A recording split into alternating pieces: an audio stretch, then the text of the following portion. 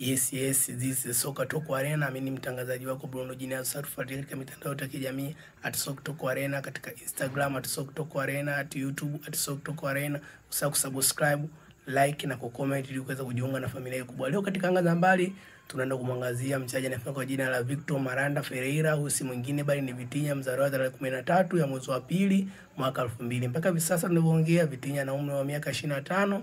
Leo tukaangalia historia kifupi Vitinha, sakata yake asili ilianzia wapi. Midfielder huyo ambaye anakipiga katika timu ya taifa ya Ureno, lakini katika klabu ya PSG. Vitinha alianza mwaka 2019 katika timu ya Porto B, akakipiga kuanzia 2019 mpaka 2020, ambapo timu ilipenda kiwango chake na kumpandisha juu katika timu ya wakubwa.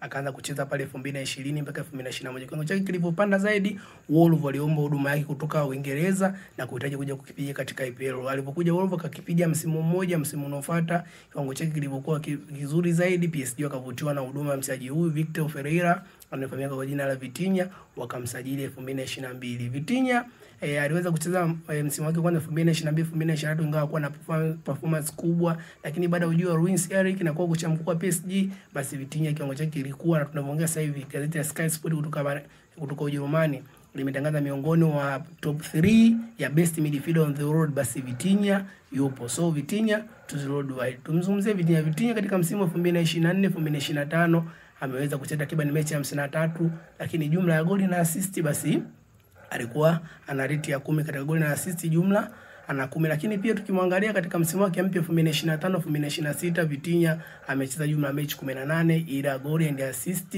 ni 13.